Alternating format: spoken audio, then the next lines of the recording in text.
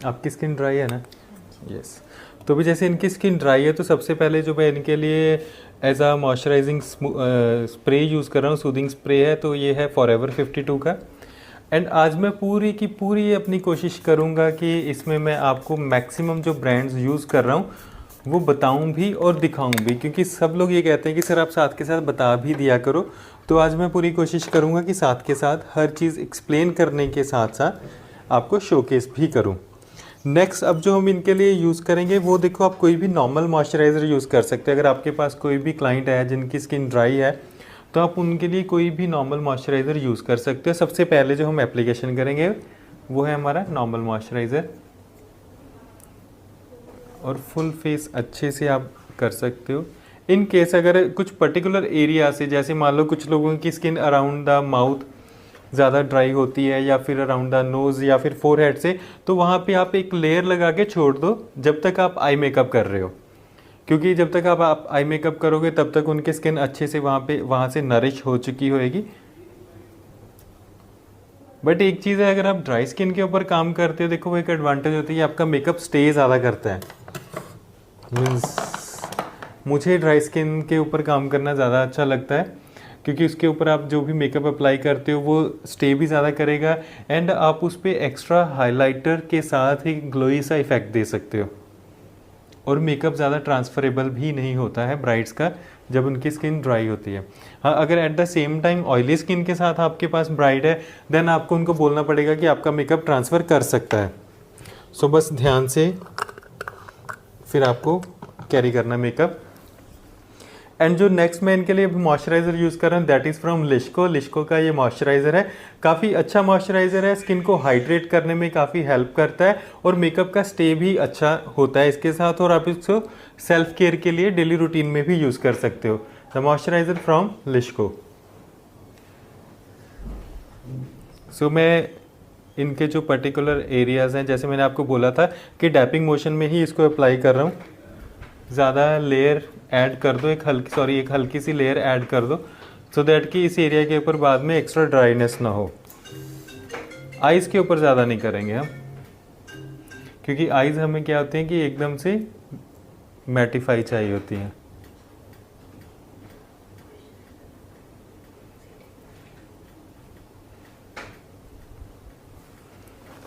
सो एक बार ही हमने अपना स्किन रेडी कर लिया।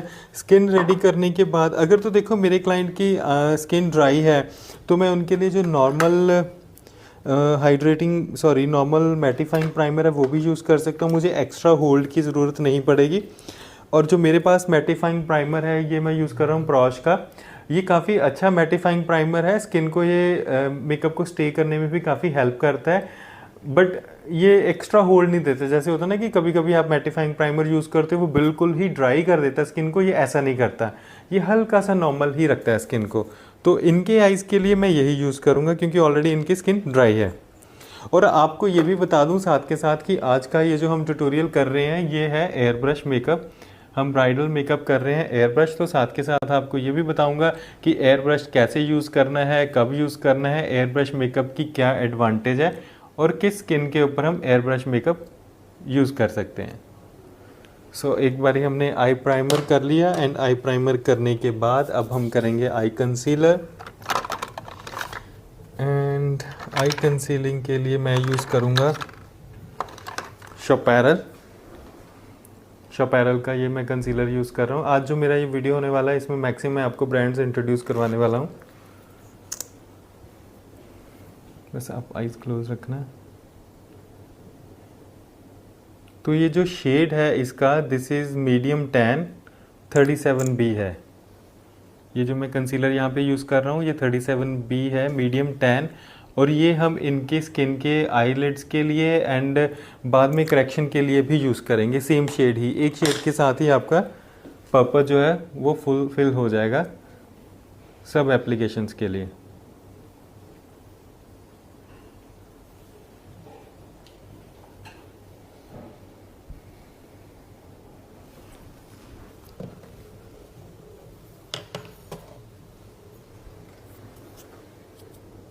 अब एप्लीकेशन करने के बाद हमें यहाँ पे चाहिए होता है ब्यूटी ब्लेंडर, जिसके साथ हम इस बेस को जो है सेट करेंगे। यहाँ पे जो आज मैं ब्यूटी ब्लेंडर यूज़ कर रहा हूँ, this is from forever 52। Forever 52 का न्यू लॉन्च है। ब्यूटी ब्लेंडर काफ़ी अच्छा है। मैंने इसको पानी के अंदर डैम्प किया है, जिसके साथ ये सॉफ्ट भी हो गया है। एंड साथ के साथ आपको बता दूं, जब मैं इसके साथ मेकअप के ऊपर डैपिंग करूंगा तो ये प्रोडक्ट को ज़्यादा एब्जॉर्ब भी नहीं करेगा। सी बिल्कुल मिनिमल से इसने प्रोडक्ट एब्जॉर्ब किया है। इसका मतलब क्या है कि हमारा जो मेकअप है वो मैक्सिमम क्लाइंट की स्किन के ऊपर ही रहने वाला है। तो जब भी आप ब्यूटी ब्लेंडर बाय करो तो आपको ये चीज़ ज़रूर पता होनी चाहिए कि आपने जो ब्यूटी ब्लेंडर है वो कैसा बाय करना है। तो this is the best beauty blender, जो कि फॉरएवर 52 का न्यू लॉन्च भी है। तो एक बार ही हमने आई मेकअप सेट कर दिए, आई बेस सेट कर दिया। आई बेस सेट करने के बाद आज ना मैं आपको इनकी आईज़ हम थोड़ी सी कंट्रास्ट में जाएंगे।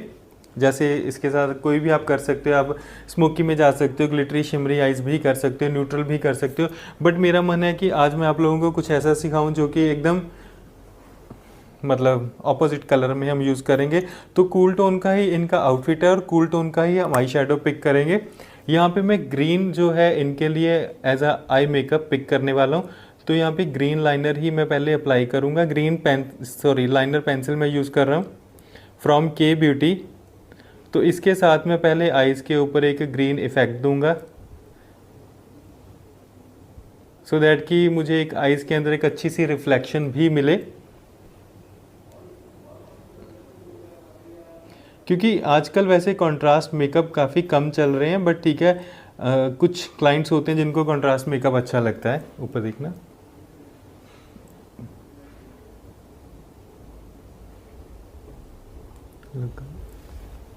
Sorry, yes.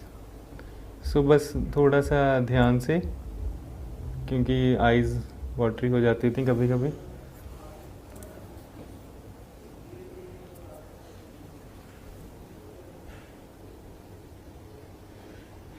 आईज तो भर भर के वाटरी हुई है इनकी। तो देखो यही एडवांटेज है। मैंने तभी जब मैंने इनको लेंस डाले मुझे लगा कि इनकी आईज सेंसिटिव है तो वाटरी हो जाएंगी, तो मैं इनको पहले ही ये जो काजल पार्ट है ये ख़त्म कर दूंगा।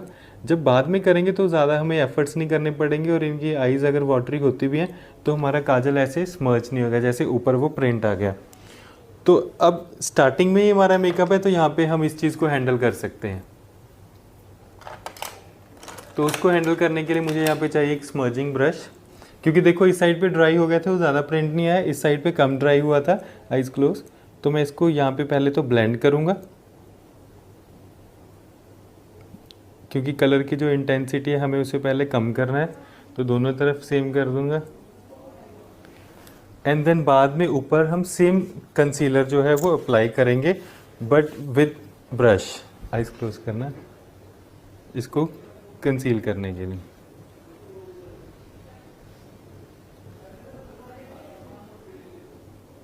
ठीक है, अब ब्रश के साथ वहां पे सेट करेंगे, और अब मैं अपने क्लाइंट को बोलूंगा कि वो अपनी आईज बंद रखेंगे, तो वो आईज ओपन नहीं करेंगे।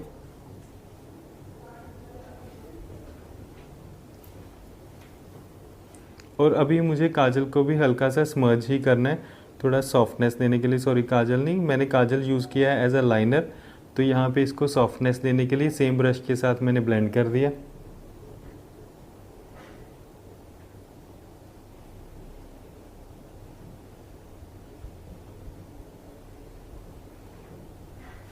ठीक है, आप आईज क्लोज रखना। अब जो नेक्स्ट हम यूज़ करेंगे दैट इज़ ट्रांजिशन कलर। हमने कंसीलर लगा के जैसे मर्ज किए, तो कंसीलर वो जो काजल की कंसिस्टेंसी थी तो डार्क वो लाइट हो गई। कोई कंसीलर हमारा कंसीलर से दब गई, ऐसे ठीक है सर? यस, क्योंकि हमें वो थोड़ा नॉर्मल ही करना ना उसको।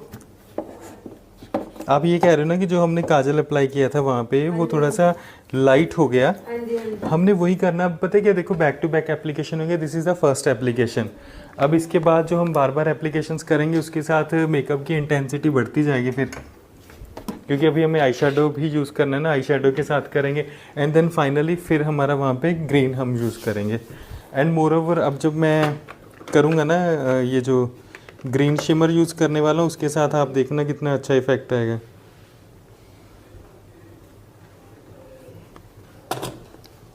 बट सबसे पहले हमें ट्रांजिशन कलर यूज़ करना है। सो ट्रांजिशन कलर के लिए मैं जो यहाँ पे पैलेट यूज़ कर रहा हूँ, मैं टू फेस्ड की पैलेट यूज़ कर रहा हूँ।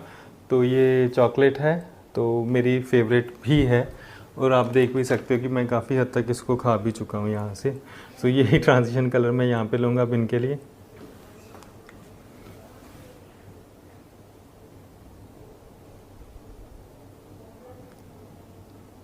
आज इनका जैसे आई टाइप है, आईज एंड फेस दोनों ही स्मॉल हैं, तो उस पर हम अच्छा सा मेकअप दे सकते हैं।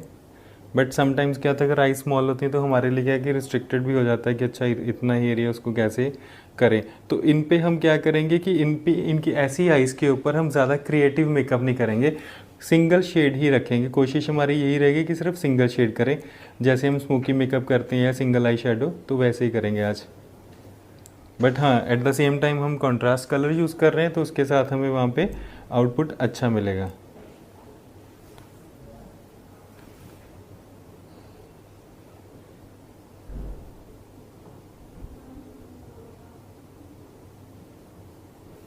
ठीक है, अब इसके साथ ही मैं ब्राउ बोन हाइलाइटिंग कर दूंगा। ब्राउ बोन हाइलाइटिंग के लिए मैं यूज़ कर रहा हूँ वनीला शेड फ्रॉम किको।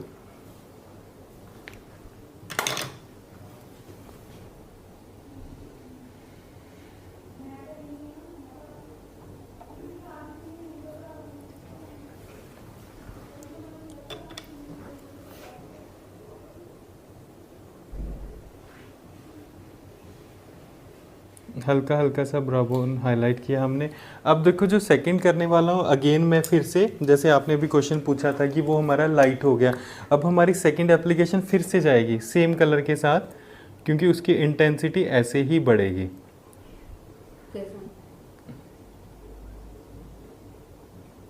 बस अब आइज़ क्लोज रखना। अब पता है क्या, देखो पहली एप्लीकेशन करी हमने, फिर दूसरी करी जेल के साथ। जितनी आप जैसे ये जेल काजल है, इसके साथ आप एप्लीकेशन करोगे and then back to back उसमें क्या इंटेंसिटी बढ़ती जाएगी आपके प्रोडक्ट की। सी अब आया ना वैसे इंटेंस। अब जो थर्ड लेवल इस पर हम ऐड करेंगे वो होएगा हमारा शिमर।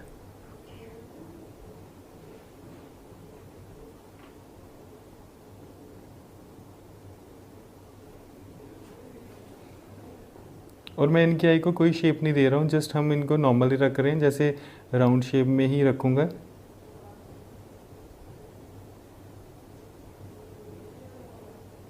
आइज ओपन करना सामने।